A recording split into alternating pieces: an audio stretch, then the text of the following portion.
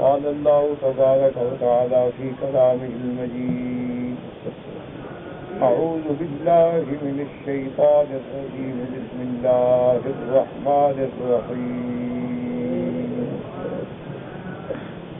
تسبح له السماوات السبع والأرض ومن فيهن وإن من شيء إلا يسبح بحمده ولكن لا تفقهون تسبيحهم إنه كان عليما غفورا.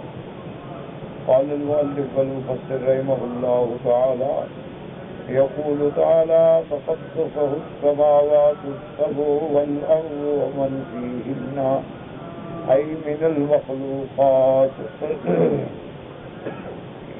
وتنزهه وتعظمه وتبجله وتكبره أما يقول هؤلاء المشركون وتشهد له بالوحدانية في ربوبيته وإلهيته.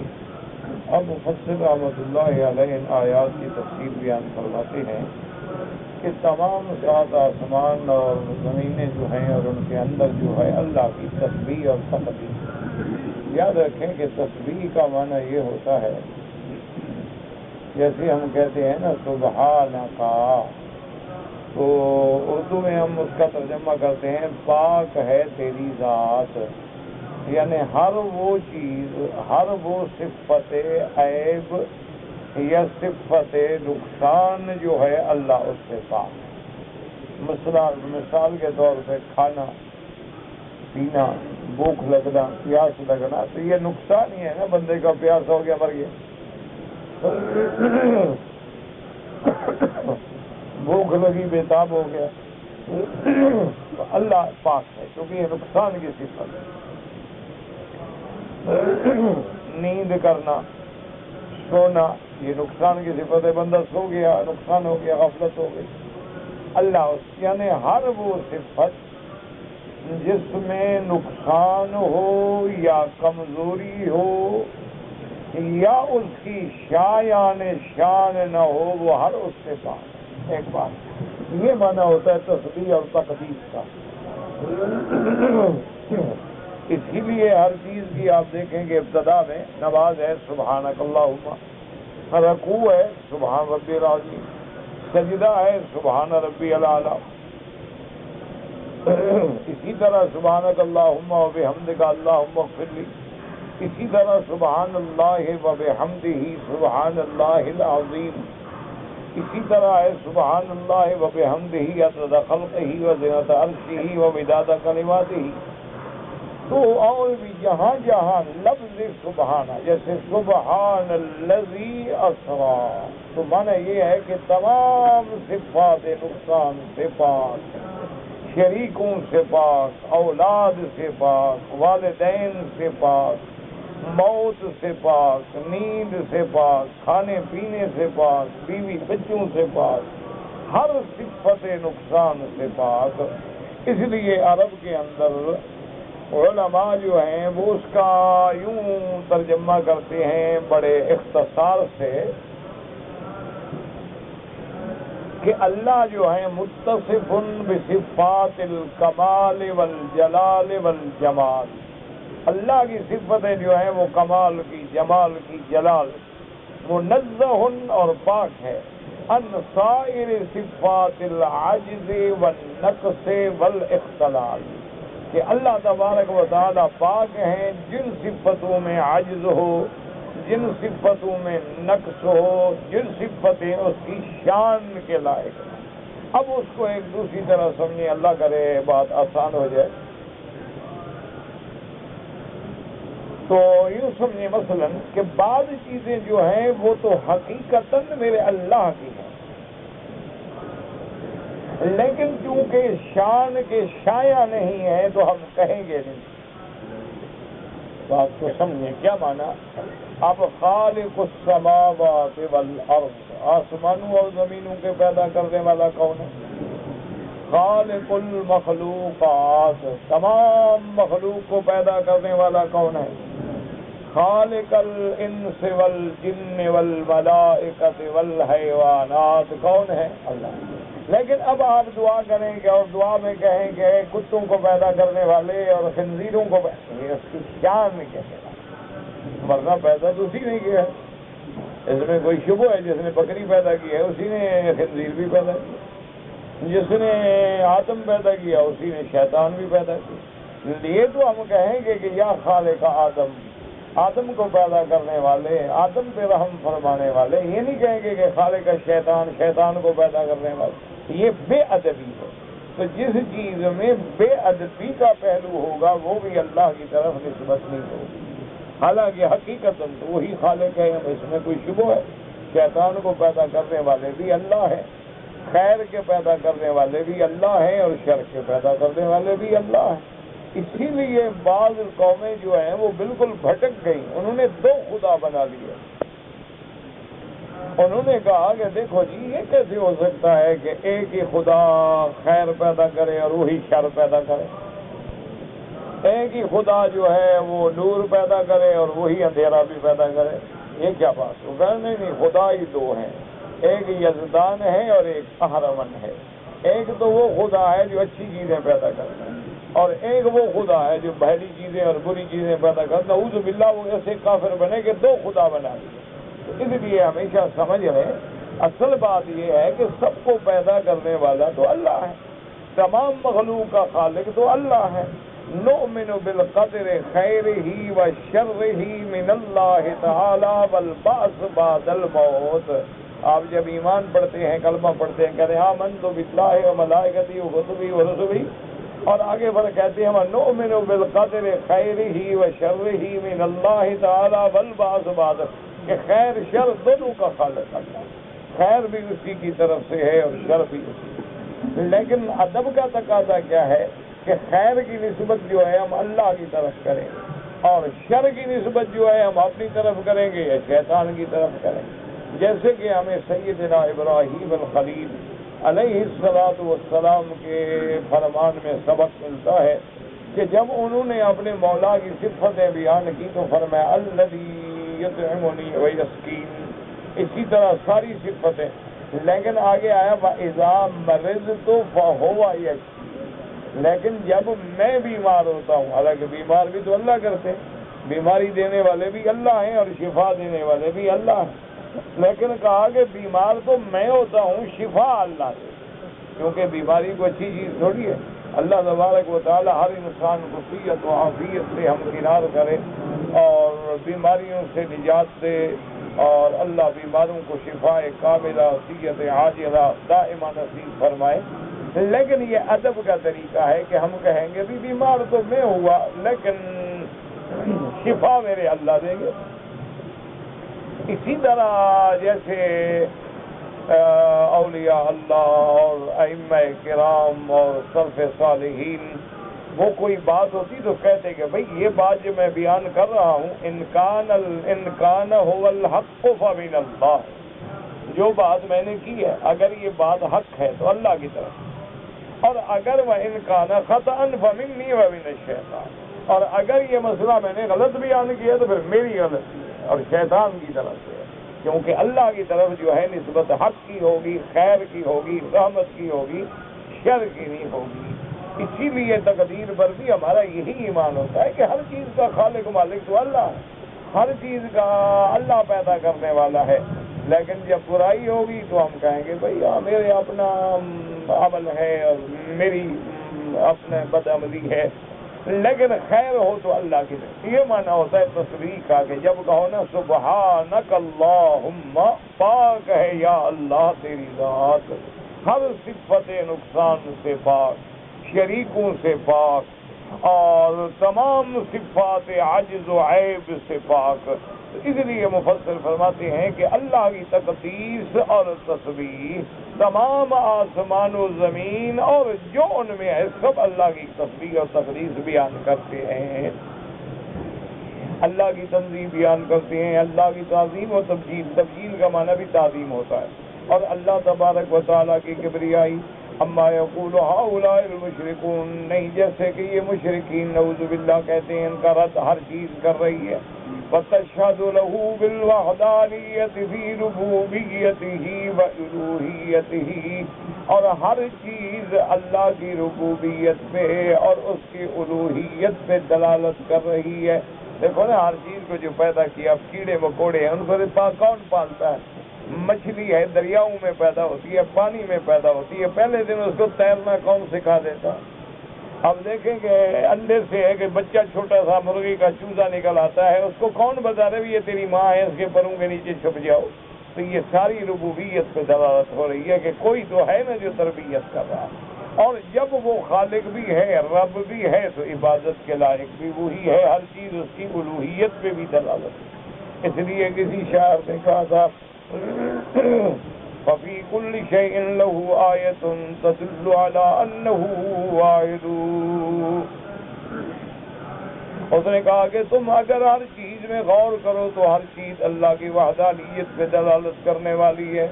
تو اس لیے کہ جدھر انسان نظر ڈالے گا اللہ کی وحدانیت نظر آئے گی. آسمانوں پہ نظر ڈالو، زمینوں پہ نظر ڈالو، شمس و قمر پہ نظر ڈالو، لیل و نہار پہ نظر ڈالو، مخلوقات پہ نظر ڈالو، حیوانات پہ نظر ڈالو، جہاں بھی دیکھو گے تو اس کا اظہار قدرت، اس کا اظہار ربوبیت ہو. كما قال تبارك وتعالى تكاد السماوات يتفطرن منه وتنشق الأرض وتخر الجبال هدا أن دعوا للرحمن ولدا. اللہ نے فرمایا بدبختو، کافرو، مشرکو، جو تم اللہ کی اولاد ٹھہراتے ہو، یہ تمہاری باتیں سن کے قریب ہے کہ آسمان پھٹ جائیں، زمینیں پھٹ جائیں، پہاڑ گر جائیں. کیا کہہ رہے ہیں؟ معنی یہ ہے کہ وہ بھی سمجھتے ہیں کہ تم کیا بکواس کر رہے ہو، وہ بھی سمجھتے ہیں کہ تم کیا گندی بات منہ سے نکال رہے ہو. اسی لیے بات روایات میں آتا ہے کہ جب بندہ کسی زمین پہ گناہ کرتا ہے، وہ زمین عرض کرتی ہے اللہ مجھے حکم دے کہ میں تیرے بندے کو نگل جاؤں. لیکن اللہ کا حلم ہے، اللہ ہمیں معاف کر دیتے ہیں، اللہ تبارک و تعالی ہمیں مہلت دیتے ہیں، اللہ ہمیں توبہ کے لیے رستہ دکھاتے ہیں. اس کے بعد فرماتے ہیں قال ابو القاسم الطبرانی قال حدثنا علی بن عبد العزیز قال حدثنا سعید بن منصور قال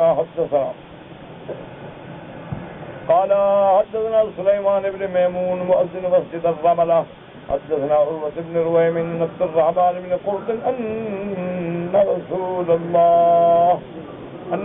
الله صلى الله عليه وسلم ليلة الصبيح المسجد الأقصى كان بين المقام وزمزم جبريل عن يمينه وميكائيل عن يساره فطار به حتى بلغ السماوات السبع. فلما رجع قال سمعت تصبيحا بالسماوات العلى مع تصبيح كثير صبحت السماوات العلي من ذي المهابة مشفقات لذي العلو بمعالى سبحان العلي الأعلى سبحانه وتعالى. ابو بصر رحمۃ اللہ علیہ فرماتے ہیں کہ ابو القاسم طبرانی نے یہ روایت بھی نقل کی ہے عبد الرحمن بن قرط کہ سرکار دو عالم سیدنا محمد مصطفیٰ صلی اللہ علیہ وسلم جس رات آپ کو اسراء اور معراج ہوا ہے، اس روایت میں یہ آتا ہے کان بین المقام و زمزم، یعنی حضور مقام ابراہیم اور زمزم کے درمیان میں لیٹے ہوئے. جبریل عن یمینہ و میکائیل عن یسارہ، جبریل آپ کے دائیں جانب تھے اور میکائیل بائیں جانب، اور آپ کو اڑا کے لے گئے. اس روایت میں ہے اڑا کے لے جانا، لیکن آپ جیسے پڑھ چکے ہیں کہ صحیح روایات یہی ہے کہ میرے آقا کا پہلا سفر جو ہے وہ اسراء ہے. اسراء جو ہے وہ مسجد الحرام سے مسجد الاقصی تک، یہ براق پہ سفر ہے. پھر مسجد اقصی سے آسمانوں کا سفر جو ہے وہ بعض احادیث مبارک میں ہے کہ اللہ نے اپنی قدرت سے وہاں سیڑھی رکھی اور سیڑھی پہ حضور اوپر تشریف لے گئے. تو بعض اختصار آ جاتا ہے کہ جبریل میکائیل لے کے اوپر چلے گئے، یعنی پورا واقعہ بیان نہ کیا اور آخری حصہ بیان کر دیا. اب حضور صلی اللہ علیہ وسلم جب 7ویں آسمان پہ گئے، جب واپس آئے، آپ نے فرمایا کہ میں نے آسمان سب سے آخری آسمانوں پہ میں نے تسبیحات سنی ہے، اتنی تسبیح کہ جن کا کوئی حد نہیں، ہر چیز تسبیح کر رہی ہے. اللہ تبارک و تعالیٰ کی ہیبت سے ڈرنے والے ہیں، اس کے علو صفت کا بیان کر رہے ہیں اور تسبیح کر رہے ہیں سبحان العلی الاعلی سبحانہ وتعالی، کیونکہ اللہ کے لیے صفت علو ہے، اسی کی شان صفت کبریائی ہے۔ تو حضور نے فرمایا کہ ہر چیز جو ہے وہ تسبیح کرے۔ وقولہ تبارک و تعالی وَإِن مِّن شَيْءٍ إِلَّا يُسَبِّحُ بِحَمْدِهِ أي وما من شيء من المخلوقات إلا يسبح بحمد الله۔ اللہ نے فرمایا کہ کوئی مخلوق ایسی نہیں ہے جو اللہ کی تسبیح بیان نہ کر دی ہو، اللہ کا حمد، ولكن لا تفقهون تسبیحهم، لیکن تم لوگ جو ہے اس کی تسبیح کو سمجھ نہیں سکتے ہو۔ ہر چیز کی اپنی زبان ہے نا، جیسے کہ آپ نے کتابوں میں پڑھا ہے کہ سیدنا سلیمان علیہ السلام اور ان نے فرمایا تھا کہ علمنا منطق الطیر، کہ اللہ نے ہمیں پرندوں کی بولیاں بھی سکھا دی۔ تو حضرت سلیمان علیہ السلام جب پرندے بولتے تھے وہ سمجھ لیتے تھے کیا کہہ رہا ہے، یہ کیا کہہ رہا ہے، یہ کیا کہہ رہا ہے۔ اسی لیے تو ہدہد نے جب بات کی نا تو حضرت سلیمان علیہ السلام نے ساری سمجھ لی، اسی لیے جب چیونٹی نے بات کی تو حضرت سلیمان علیہ السلام نے ساری سمجھ لی۔ اب ہمارے سامنے پرندے چہچہاتے ہیں لیکن ہم نہیں جانتے، لیکن ہر چیز جو ہے وہ اللہ کی تسبیح کر رہی ہے، لیکن ہم ان کی تسبیحات کو سمجھ نہیں سکتے۔ فرماتے ہیں انا بخلاف لغاتکم، چونکہ ان کی تسبیح جو ہے وہ تمہاری لغات کے خلاف ہے، تم عربی میں کرو گے، اردو میں کرو گے، ان کی تو لغت ہی الگ ہے، جب وہ لغت تم نہیں جانتے ہو تو کیسے سمجھو؟ فہذا آمن فی الحیوانات والجمادات والنباتات، حتیٰ کہ تمام حیوانات، حتیٰ کہ تمام پتھر، حتیٰ کہ تمام پہاڑ، حتیٰ کہ تمام سبزیاں، سب فروٹ فاکے، ہر چیز اللہ کی شکر تسبیح کرتے۔ فہذا اشہر القولین، یہی سب سے مشہور دو قولوں میں سے، کما ثبت فی صحیح البخاری عن ابن مسعود رضی اللہ تعالی عنہ انه قال كنا نسمع تسبیح الطعام وهو يؤكل۔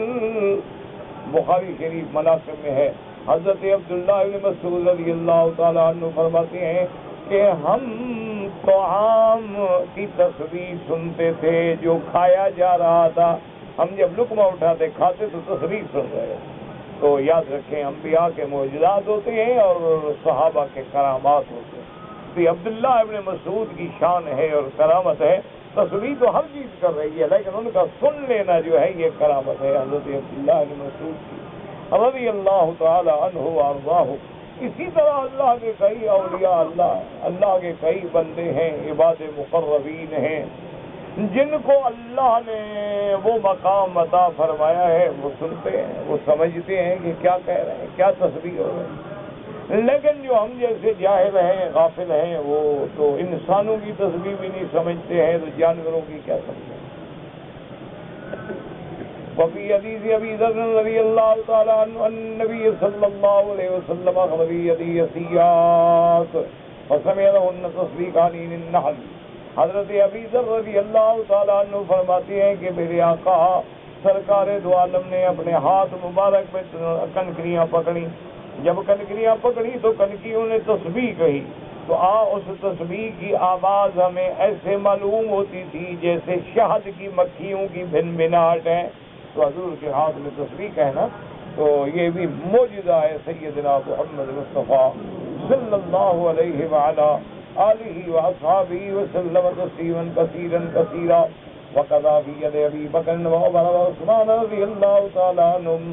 اسی طرح پھر حضرت ابو بکر میں ہاتھ میں تسبیح آئی، انہوں نے بھی سنا، حضرت عمر نے بھی سنا، حضرت عثمان نے بھی سنا رضوان اللہ تعالیٰ علیہم اجمعین۔ وحدیث مشہور فی المسانید۔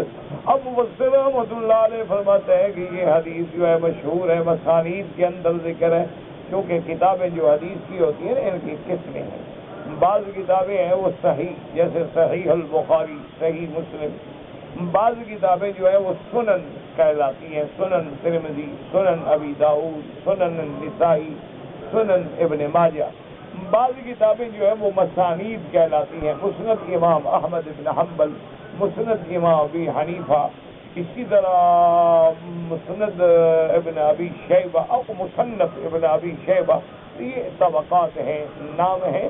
لیکن جو حدیث سند صحیح ہے وہ جس کتاب سے بھی. وقال الامام احمد رحمۃ اللہ علیہ حدثنا حسن قال حدثنا ابن الحیۃ قال حدثنا زبان صالح بن معاذ بن انس عن ابي رضي الله تعالى عنه عن رسول الله صلى الله عليه وسلم انه دخل على قوم وهم وقوف على دواب لهم ورواحل وقال لهم اركبوها صالبة ودعوها صالبة ولا تتخذوها كراسي لأحاديثكم في الطرق والأسواق فرب مركوبة خير من راكبها وأكثر ذكرا لله منه. اب جناب اس میں روایت ہے معاذ بن انس عن ابیہ انس رضی اللہ تعالی عنہ فرماتے ہیں کہ میرے آقا سرکار دو جہاں سیدنا محمد رسول اللہ صلی اللہ علیہ وسلم ایک قوم پہ آپ گئے. آپ نے کیا دیکھا کہ وقوف علی دواب لهم ورواحل کہ وہ لوگ جو ہیں وہ گھوڑیوں پہ بیٹھے ہیں, اونٹوں پہ بیٹھے ہیں, کھڑے ہیں اور وہ اوپر چڑھے ہوئے ہیں اور لوگوں سے بات کر رہے ہیں. حضور صلی اللہ علیہ وسلم ناراض ہو گئے. آپ فرمایا ارکبوا صالبۃ ودعوا صالبۃ, اللہ کے بندے احترام سے چڑھو, احترام سے اتر جاؤ. یہ کیا بات ہے کہ تم اس کے اوپر بیٹھے ہوئے ہو اور جانور بیچارہ کھڑا ہوا ہے بوجھ اٹھا کے اور تم باتوں میں لگے ہوئے. چڑھنا ہے تو چڑھو, اترنا ہے تو اترو. یہ کیا طریقہ ہے ویسے؟ بلا تتخذوا کراسی, کیا تم نے کرسی بنا رکھا ہے جانور کو؟ کرسی ہے, میں بیٹھا رہوں گا تو بیٹھا رہوں گا, ایسا ہرگز نہ کرو. پھر کی ولسوا کے سڑکوں پہ کھڑے ہو گئے, بازاروں میں کھڑے ہو گئے, تم سوار ہو اور باتیں کر رہے. یہ ہمارے یہاں بھی عام رواج ہے, اللہ معاف کرے. ذمہ دار اور بڑے لوگ جو ہیں وہ گھوڑی پہ بیٹھے ہیں, نوکر نیچے کھڑے ہیں, کس سے کہانیاں ہو رہی ہیں, صاحب ابھی چلیں گے گھنٹے گھنٹے کھڑے رہتے. آپ نے فرمایا رب مرکوبۃ خیر من راکبها واکثر ذکر اللہ منہ. آپ نے فرمایا تمہیں کیا پتا ہو سکتا ہے کہ یہ تمہارا جانور جو ہے تم سے زیادہ بہتر ہو, تم سے زیادہ اللہ کا ذکر کرنے والا ہو, تو تمہیں تو کبھی نماز ہی نصیب نہ ہو, لیکن یہ تو جانور ہر وقت اللہ کا ذکر کرتے ہیں. تو اس لیے ان کے ساتھ حقوق جو ہے چاہے جانور کا بھی ہو حق ادا کرو. یہ نہیں کہ بلا وجہ کرسی بنا کے کھڑے ہو جاؤ اور بیٹھ جاؤ. ہاں ایک ہوتا ہے کہ کوئی وجہ ہے, عذر ہے, جیسے کہ حجۃ الوداع میں میرے آقا نے اونٹنی پہ بیٹھ کے خطبہ دیا. وجہ یہ تھی کہ کوئی اونچی جگہ ہے تو آپ اوپر بیٹھ گئے تاکہ سارے لوگ حضور کی آواز بھی سنیں اور زیارت بھی کریں, تو وہ ایک عذر ہے. اور دوسرا پھر وہ مقام جو ہے وہ بوجھ بھی تو نبوت کا ہے نا, وہ تو مقام ہی الگ ہے نا. حضور صلی اللہ علیہ وسلم کا جو مرتبہ ہے, جو مقام ہے, اس کے لیے تو جانور اپنی جان قربان کرنا بھی. اس لیے صحابہ نہیں کہتے ہیں کہ جب حضور قربانی کے جانوروں کو ذبح کر رہے تھے ہر اونٹ اپنی گردن جلدی ہو جاتا تھا کہ میں حضور کے ہاتھوں سے ذبح ہو جاؤں. تو اونٹوں میں بھی عشق ہے, آج تو بندوں میں بھی نہیں ہے, آج تو انسانوں میں بھی ادب نہیں. حضور صلی اللہ علیہ وسلم انا للہ و انا الیہ راجعون. یعنی بعض نوجوان بیچارے ایسے, اللہ معاف کرے, ایسے پٹڑی سے اتر گئے ہیں کہ حضور کا نام لو تو ان کو چڑ لگتی. انا للہ و انا, یعنی اگر کوئی آدمی ادب سے احترام سے نام دے ٹھیک ہے, حضور نے ایسے نہیں کہا. وہ اللہ کے بندے ہے, جو شان والا ہوتا ہے وہ کبھی کہتا ہے کہ مجھے لقب دو. شان والا تو اپنے آپ کو کم سے کم لفظوں میں پیش کرتا ہے, لقب دینا تو دوسرے کا کام ہے. جب حضور سے کوئی نام پوچھے گا تو حضور کیا فرمائیں گے؟ فرمائیں گے محمد صلی اللہ علیہ وسلم.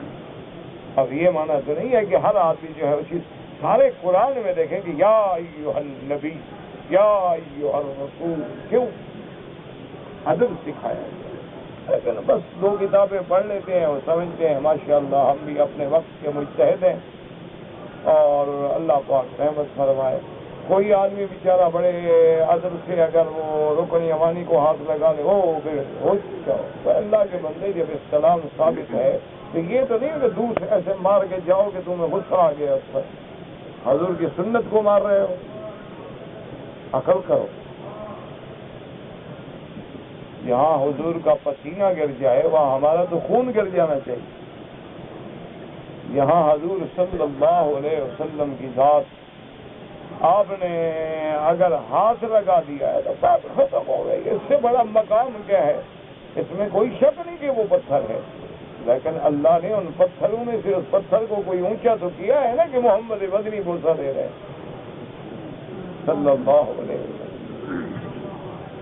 پھر یہ اس انداز میں کہہ رہا ہوں چھوڑے کیا جی پتھر چھوڑے پتھر. بھائی اللہ کے بندے پتھر کون نہیں کہتا پتھر ہے ویسے سونا ہے ہر آدمی سمجھتا ہے پتھر ہے.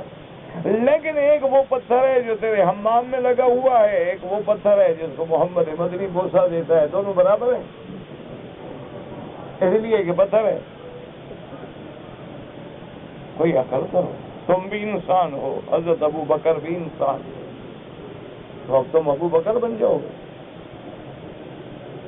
تمہارے مؤذن بھی انسان ہیں, میرے محمد کا مؤذن بلال بھی انسان تھا, لیکن کروڑوں مؤذن بلال کے جوتے پہ قربان. اس نے صاحب رسول اللہ, اس نے حضور کی زیارت کی ہے, حضور کی صحبت اٹھائی, اس کے بعد مقابلہ کرا. اس لیے ہمیشہ یاد رکھا کریں کہ یہی وجہ ہے, یاد رکھو کہ آج جن کے دل میں حرم کا احترام نہیں ہے, بلد الامین کا احترام نہیں ہے, وجہ کیا ہے کہ دل میں جب بے ادبی آ گئی, ائمہ کا ادب نہیں, صحابہ کا ادب نہیں, تو پھر باقی کیا ہے؟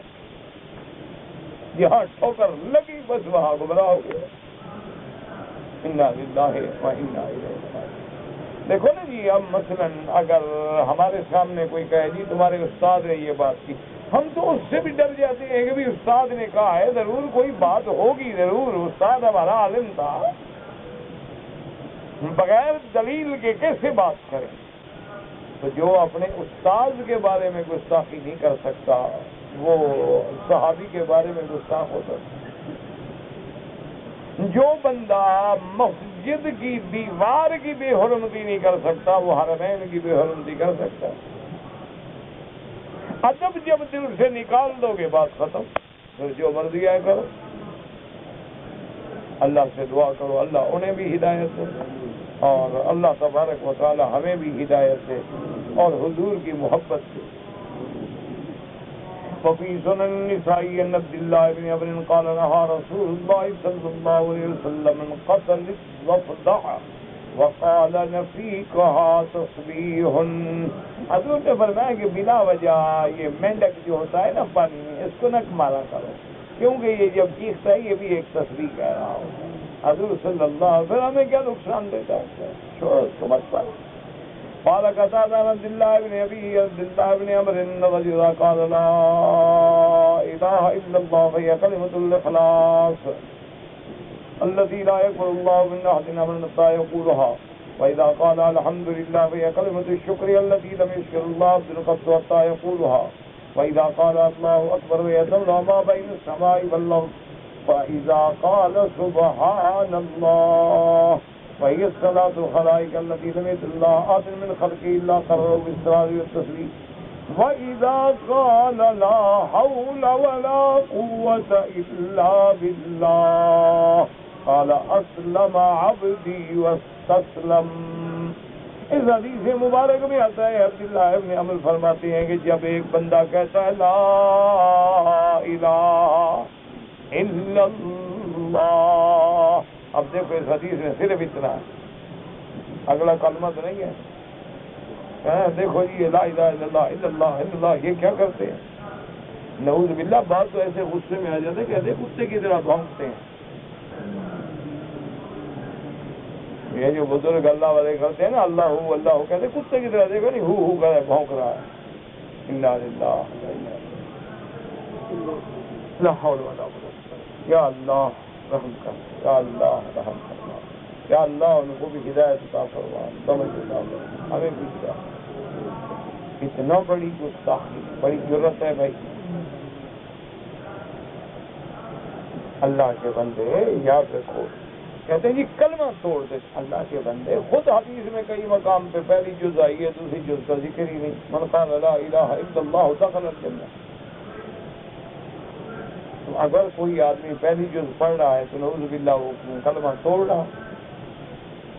اچھا, اسی طرح حضور نے فرمایا کہ یہ زمین و آسمان اس وقت تک قائم ہیں حتی لم یقل فی الارض اللہ اللہ اللہ, کہ جب زمین میں کوئی اللہ اللہ کہنے والا نہیں ہوگا تو پھر آسمان و زمین پھٹ جائیں گے، قیامت آ جائے گی، تو وہاں تو صرف اللہ اللہ۔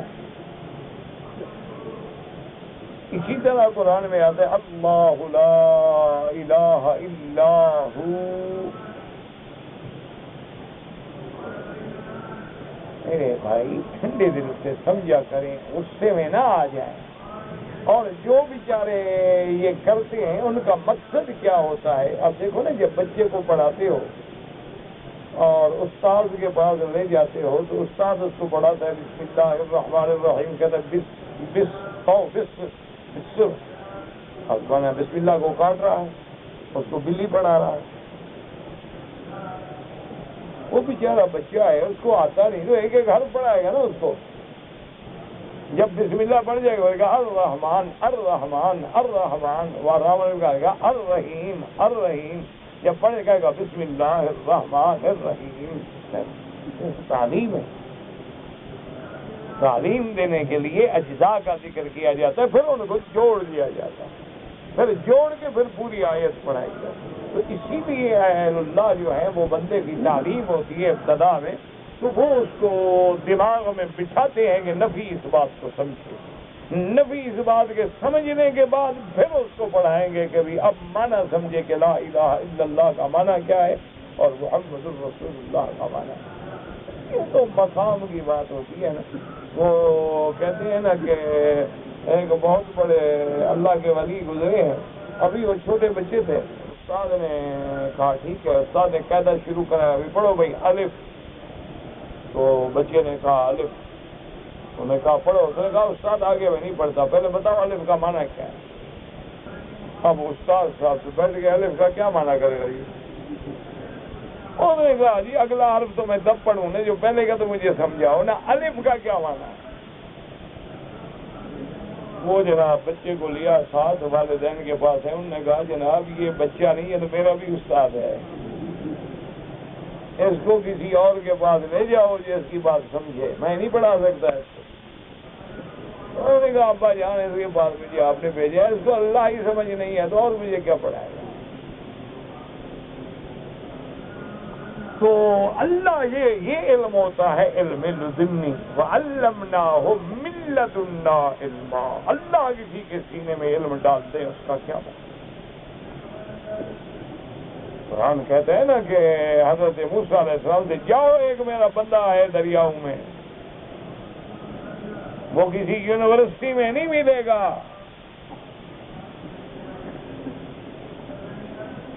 اللہ میاں تو اس دریاؤں میں جزیروں میں ایک بندہ ہے تیرا، کیسے ڈھونڈوں گا؟ اس نے کہا آپ کو ہم سبق دے دیتے ہیں، ایک مچھلی رکھ لو، جہاں وہ مچھلی تمہاری زنبیل سے چھلانگ مار کے نکل جائے اور دریا میں جا پڑے، اور جہاں جہاں وہ جائے وہ سڑک بندی جائے گی، وہ میرے بندے کے لیے راستہ ہوگا۔ ایسی سڑکیں تمہاری حکومتیں بنا سکتی ہیں؟ اللہ والوں کے لیے یوں سڑکیں بنتی ہیں، مچھلیاں بناتی ہیں۔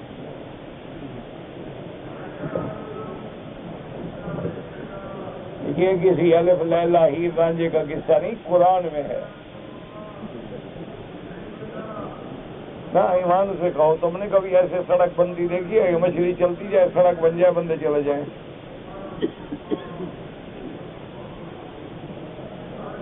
یہ ہے اللہ والوں کی شان۔ حضرت موسیٰ علیہ السلام چلے گئے، مچھلی ساتھ ہے، غلام ساتھ ہے شمعون۔ جب صبح کی نماز کے بعد ایک جگہ بیٹھے تھک گئے اور کہا کہ بھئی آتنا غداءنا لقد لقینا من سفرنا ھذا نصبا، کہ بھئی وہ کھانا وانا تو لے آؤ، ناشتہ لے آؤ، تھک گئے آج۔ اس نے کہا حضرت کھانا کیا لے آؤں، مجھ سے تو بڑی غلطی ہو گئی۔ اور کیا ہو گیا؟ انہوں نے کہا وہ جو ہم نے رات جہاں پڑاؤ کیا تھا نا حضرت، وہاں وہ مچھلی جو تھی نا وہ تو کود گئی دریا میں، اور میں بھول گیا بتانا، میں کیا کروں؟ آپ نے کہا اللہ کے بندے اسی رستے کے لیے تو ہم سارا محنت کر رہے ہیں، وہ تم بھول گیا تو باقی یاد کیا رکھا ہے تم؟ چلو واپس جناب اپنے قدموں پہ چلتے چلتے چلتے چلتے چلتے اسی مقام پہ آئے جہاں رات کو قیام کیا تھا. دیکھا کہ پانی پہ سڑک بنی.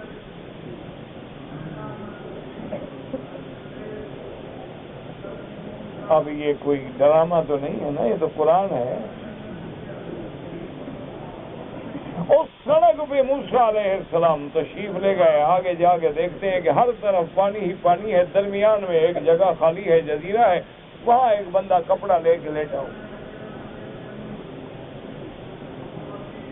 نہ پلنگ ہے, نہ بیڈ روم ہے, نہ ڈرائنگ روم ہے, نہ صوفہ سیٹ ہے.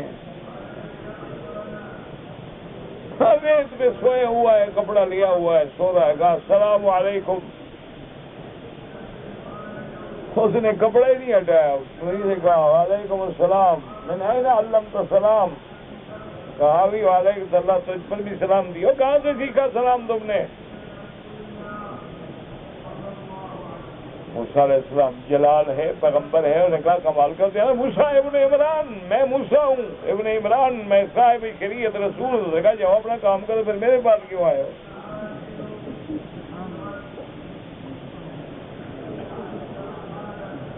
انہوں نے کہا حضرت ہم آپ کے پاس آئے ہیں کچھ پڑھنے کے لیے. اللہ نے حکم بھیجا ہے آپ کے ساتھ رہ کے ہم نے کچھ جاب کرنی ہے, ٹریننگ لینی ہے. انہوں نے کہا کپڑا ہٹایا. کہا دیکھو موسیٰ بات سنو, انت علی علم وانا علی علم. تمہیں اللہ نے ایک علم دیا ہے, مجھے اللہ نے ایک علم. تمہارے علم کا مجھے پتہ نہیں, میرے علم کا تجھے پتہ ہے. تمہاری میری گاڑی چلے گی کیسے؟ ان سے نہیں صبر ہوتا. اس لیے یاد رکھو اللہ والوں کی شان نرالے ہو. ان کو علم اللہ دیتے ہیں. علمناہ من لدنا علما. قال له موسیٰ هل اتبعك على ان تعلمني مما علمت رشدا قال انك لن تستطيع معي صبرا. اللہ کا قرآن. اس لیے یہ نہیں ہے کہ بھئی جس کو جو مرضی آئے لوہار سنار کو ایک لکڑی سے ہانکو. لوہار لوہار ہوتا ہے, سنار سنار ہوتا ہے. عالم عالم ہوتا ہے, جاہل جاہل ہوتا ہے. اولیاء اللہ ہوتے ہیں اور اولیاء الشیطان الشیطان ہوتے ہیں. دونوں میں فرق سمجھا کرو. اللہ تبارک و تعالی سے دعا کرو اللہ ہمیں ادب نصیب کرے. بس ہر بات میں ادب کا خیال کیا. اگر بے ادب بنو گے تو محروم ہو جاؤ گے. بے ادب محروم شدت فضل رب. جس کو ادب نہ ملا وہ رب کی رحمتوں سے محروم.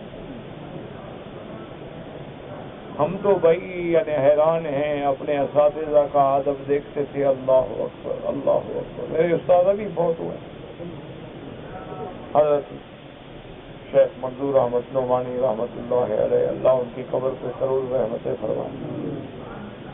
تو سے ہم لوگ جنازے میں بھی نہ پہنچ سکے. مسافر پردیس کا تو پھر یہی عالم ہوتا ہے. تو یعنی آپ حیران ہو جائیں گے کہ ان میں کیا ہم نے ادب دیکھا, کیا ہم نے تواضع دیکھی تھی. میرے استاد ہیں اور میں نے ان سے باقاعدہ علم پڑھا ہے. یہ نہیں کہ بھئی ایسے ادب کے استاد. ویسے تو آدمی ہر عالم کو کہہ دیتا ہے میرے استاد ہیں. کیوں بڑا جو ہے عالم جو ہے شان ہے اس کی, لیکن وہ تو میرے باقاعدہ استاد ہیں. یعنی میں نے جن کے ساتھ باقاعدہ پڑھا ہے. لیکن جناب کمال یہ ہوتا تھا,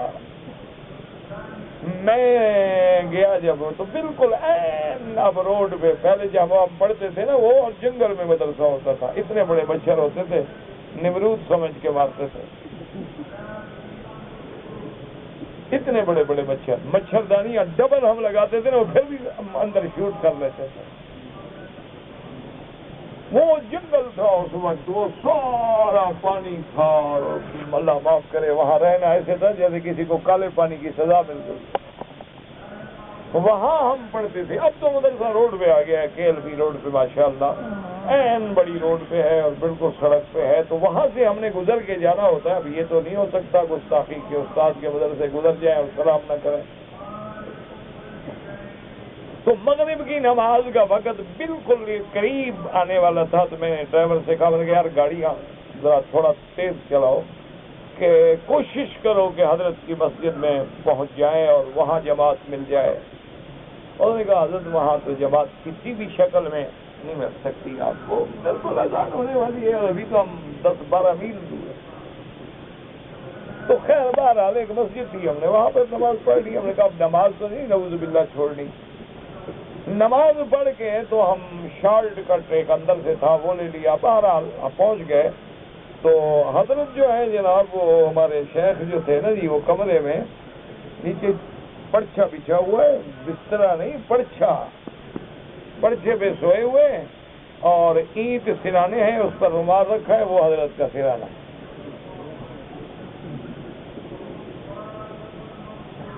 وہ میں نے جب آواز بات کی نا تو حضرت بیدار ہو گئے، خیر بڑی محبت سے ملے، وہ کہنے لگے بھائی آپ کا بڑا احسان ہے کہ آپ کو حضرت میں زیارت کے لیے آتے، میرا احسان ہے۔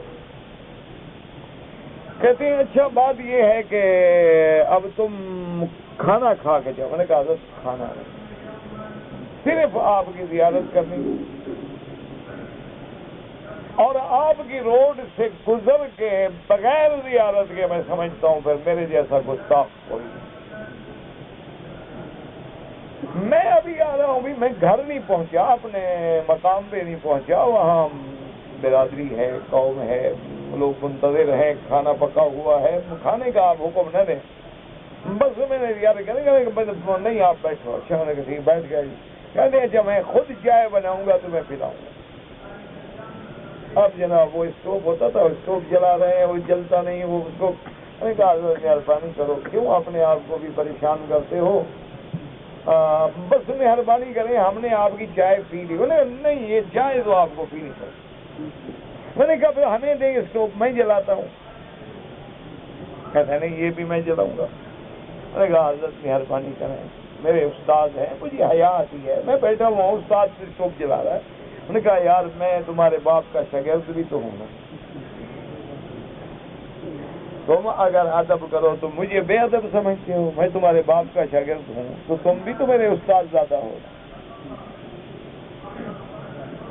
کہاں سے ہم ایسے بندے ہوئے ہیں چھوڑ کے؟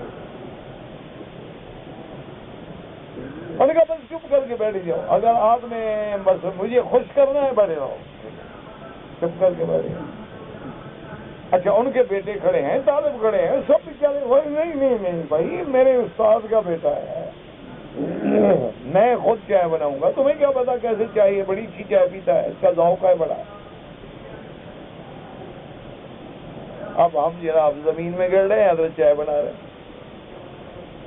ایک سائیکل والے کو بلایا طالب، کہتے ہیں کہ یہاں سے وہ بستی ہے نا فلاں، اس میں فلاں ایک آدمی ہے، اس کے پاس جاؤ دوڑ کے، اس کو کہو کہ وہ مولوی مکی آیا ہے جس کو تم سون حلوہ کھلاتے تھے جب وہ چھوٹا سا تھا، وہ آیا ہے، سون حلوہ ہے تو لے آؤ۔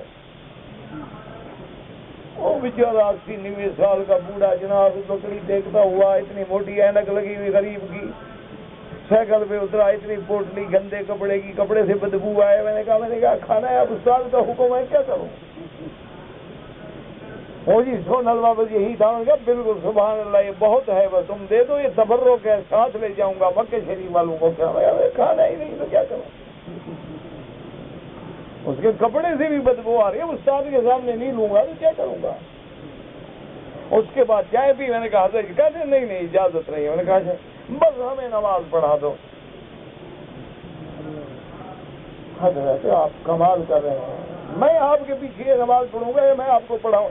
نہیں حضرت تم مکہ شریف سے آئے ہو، وہاں کی ہوا لگی ہے، کعبہ دیکھ کے آئے، یار ہمیں محروم نہ کریں۔ اب یہ ادب کہاں سے لاؤ گے؟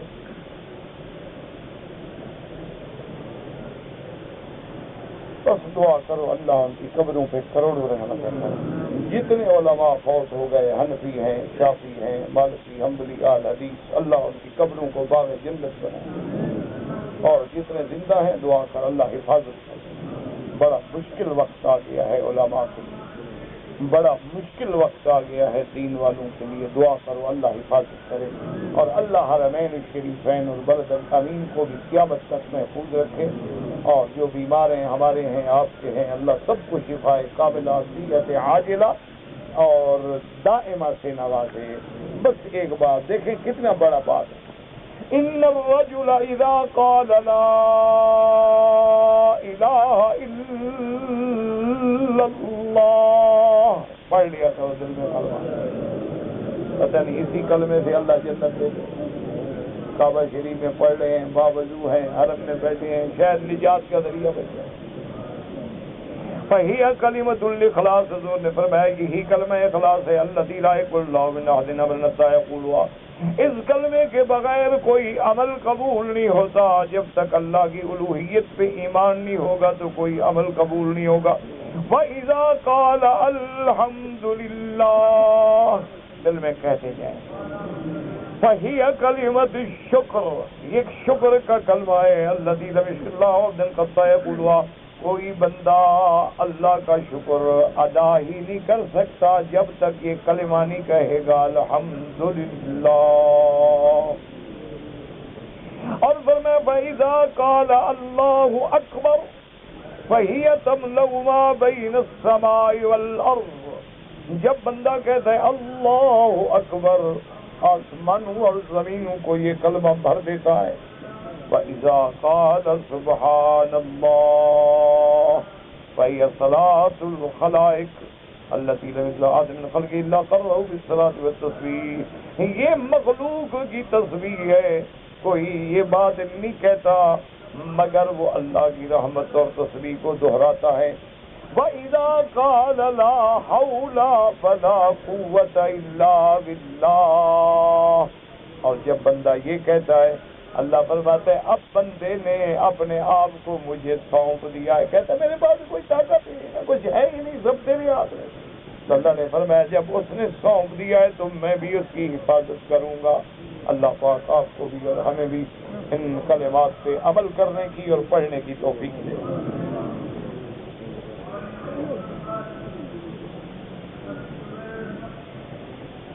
اگر ایک آدمی ہے مکے میں مستقل رہتا ہے, مقیم ہے, ان دنوں میں وہ مدینہ منورہ جاتا ہے, عمرہ کرتا ہے لیکن حج نہیں کرتا, کوئی بات نہیں, حج اس کی مرضی ہے. تو حج زندگی میں یاد رکھو ایک دفعہ فرض ہے, پھر کرو تو نفلی حج ہے, نہ کرو تمہاری مرضی.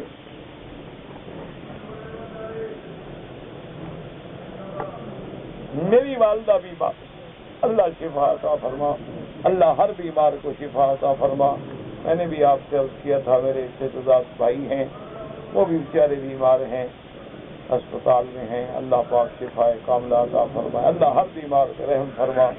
اللہم اذہب الباس رب الناس انت شافی لا شفاء الا شفاؤک شفاؤک لا یغادر سقما. اللہم اشفنا واشف مرضانا ومرضى من اوصانا ومرضى المسلمین.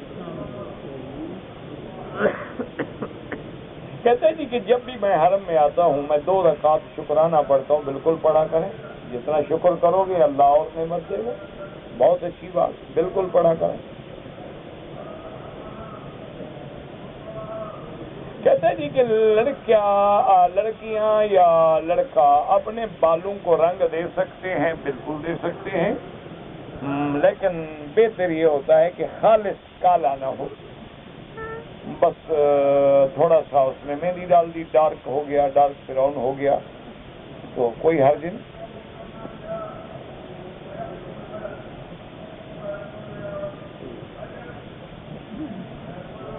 کہتے ہیں کہ جی حرم کے باہر سے جو اللہ کے مہمان آتے ہیں وہ حرم میں آرام فرماتے ہیں. اللہ نے نہیں بلایا کہ آ کے حرم میں سو جاؤ, یہ آپ کو بھی وہ غلطی ہے. اللہ کے مساجد جو ہیں یہ سونے کے لیے نہیں ہیں.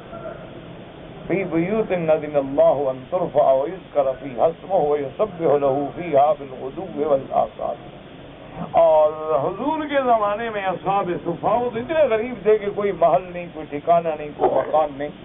تم بلا وجہ عمرے پہ آ کے پڑ جاؤ تو یہ تمہاری اپنی زیادتی ہے, ویزا ختم ہو گیا جاؤ. تم زیادتی کر رہے ہو, وہ کیوں زیادتی کر رہے ہیں؟ وہاں سے جو ویزا لے کے آئے ہو جھوٹ بولنے کی کیا ضرورت ہے؟ چلے جاؤ، اللہ جب حج نصیب کرے گا آ جاؤ۔ ہمارے لوگ کہتے ہیں کہ اللہ کے خلیفہ حضرت آدم نے گندم کا دانہ کھایا تھا، قرآن میں کہیں نہیں ہے، نہ حدیث مبارک میں کہیں ہے گندم کا دانہ۔ قرآن کہتا ہے وَلَا تَقْرَبَا هَٰذِهِ الشَّجَرَةَ، اللہ نے فرمایا کہ آدم و حوا تم اس درخت کے قریب نہ جانا۔ تو درخت تو گندم کے نہیں ہوتے، گندم کے تو کھیت ہوتے ہیں۔ تمہارے ملک میں ہوں درخت گندم کے، تو اللہ کو پتا جب تک ہم تھے تو کھیت ہوتے تھے چھوٹے چھوٹے، درخت نہیں ہوتے، درخت پر آم لگتے ہیں، گندم نہیں لگتی۔ تو بہرحال اللہ جانے وہ درخت بھی کون سا تھا اللہ جانتا ہے، اس کا نام بھی قرآن نے نہیں بتایا۔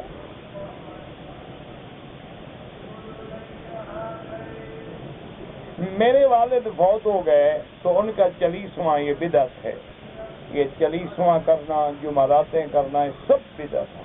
تم نے خیرات کرنی ہے 2 مہینے بعد کر دو، 3 مہینے بعد کر دو، روزانہ کیا کرو، لیکن یہ دن مقرر کرنا کہ جی آج 40واں دن ہے، یہ بدعت ہے۔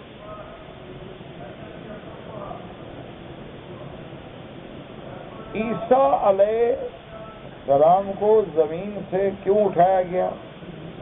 کہتے ہیں جی کہ عیسیٰ علیہ السلام کو زمین سے کیوں اٹھایا گیا، وہ کہاں ہیں؟ وہ آسمانوں میں ہیں۔ اٹھایا اللہ نے ہے، ان سے پوچھنا قیامت میں یہ آپ نے کیوں اٹھایا؟ اللہ کے بندے، قرآن میں ہے کہ وہ حضور کی نبوت کی تصدیق کے لیے اتریں گے، کیونکہ حضور کے بعد کوئی نبی نہیں ہے، اور قاعدہ ہے کہ ایک نبی دوسرے کی تصدیق کرتا ہے، تو اب حضور کے بعد تو نبی ہے نہیں، تو لہذا اللہ نے آپ سے پہلے نبی کی ڈپٹی لگا دی کہ بیٹھ جاؤ اور قیامت سے پہلے اتر کے میرے بدنی کے دین کی تصدیق کرو۔ اسی لیے حضور نے فرمایا لَيَنزِلَنَّ عِيسَىٰ ابن مریم عَلَىٰ مِنَارَةِ شَرْقِيَّةٍ بَيْضَاءَ دَمِشْقٍ، کہ حضرت عیسیٰ علیہ السلام اتریں گے اور علامات قیامت میں ہے، جیسے خروج دجال علامات قیامت میں ہے، اسی طرح نزول عیسیٰ ابن مریم بھی علامات قیامت میں ہے۔ اور حضور نے یہ بھی فرمایا ہے کہ انہ یقتل الدجال، آپ دجال کو قتل کریں گے، اور یکسر الصلیب ویضع الجزیۃ وتملأ الارض عدلا وحکما، تو یہ علامات قیامت میں ہیں۔ اور قرآن خود کہتا ہے بل رفعہ اللہ الیہ، اللہ نے ان کو آسمانوں پہ اٹھایا ہوا۔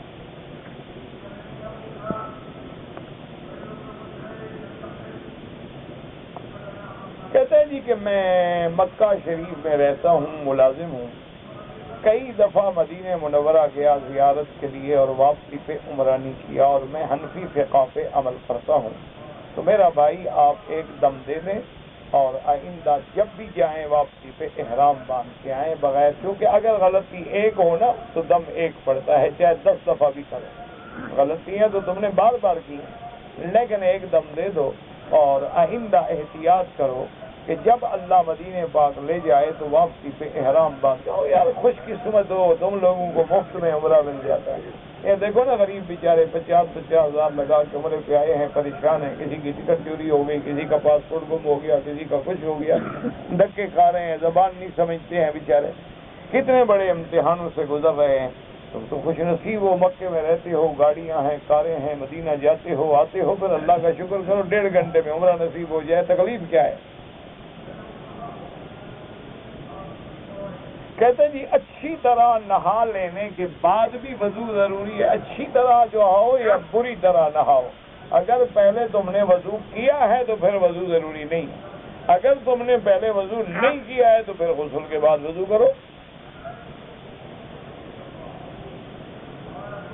کہتے جی کہ محرم کے مہینے میں لوگ قبرستان جاتے ہیں، وہ کہتے ہیں کہ نہ جائیں تو مردے گھر آ جائیں گے، سال میں ایک دفعہ جاتے ہیں، تھپکی دے آتے ہیں، ابا جان آرام سے ابھی نہیں اٹھنا، خبردار میں تمہاری قبر کو اور مٹی چڑھا رہا ہوں، پکے ہو جاؤ، اور دال بھی ڈال آتے ہیں۔ انا للہ ہے، بدعت ہے، بدعت۔ اللہ توفیق دے تو ہفتے میں جایا کرو والدین کی قبر میں، ہر ہفتے جاؤ، ان کے لیے دعا کرو، ان کے لیے مغفرت مانگو، اور اللہ سے ان کے لیے صدقات، خیرات، صدقات جاریہ، ان کے لیے مسجد بنا دو، مدرسہ بنا دو، کسی مسجد کے ساتھ نل لگا دو، وضو کی جگہ بنا دو، کوئی قالین لے کے ڈال دو، کوئی مصلی لے کے ڈال دو، قرآن لے کے رکھ دو، لوگ پڑھیں گے تاکہ تمہارے والدین کو ثواب ملے۔ یہ کیا ہے کہ محرم والے دن گیا کپڑے بڑے، یہ تو بدعت ہے۔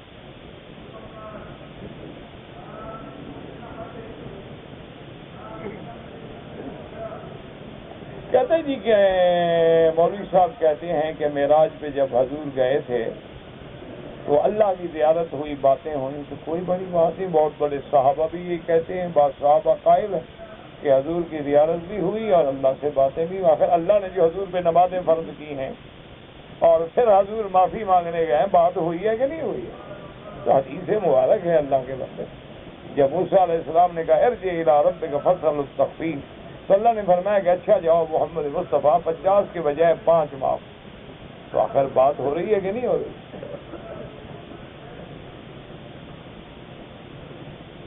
جی کہ اگر کوئی آدمی غیر مقلد ہے، اس کے پیچھے کوئی مقلد نماز پڑھ لے، کچھ نہیں ہو، تم آپس میں نہ لڑ پڑنا، نماز ہو جاتی، یہ الگ بات ہے کہ تم خود لڑ پڑو، نماز سب کی ہو جاتی ہے جس کے پیچھے بھی پڑھو۔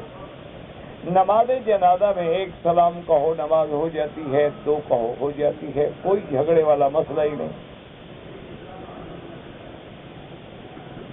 کہتے ہیں جی کہ حضرت بلال جب اذان دیتے تھے تو حضور کے نام پر حضور کی طرف انگلی کا اشارہ کرتے تھے، بالکل غلط، کوئی اشارہ نہیں کرتے تھے، نہ اذان کے درمیان درود پڑھتے تھے، نہ روایت ہے نہ حدیث ہے، تو کوئی گھڑن تو ہے جو تم نے خود گھڑا ہے، کسی حدیث میں ہو کل مجھے دکھا دو، میں پڑھنا شروع کر دوں گا، جھگڑا تو ہے نہیں، میں تو جھگڑے والا مولوی نہیں۔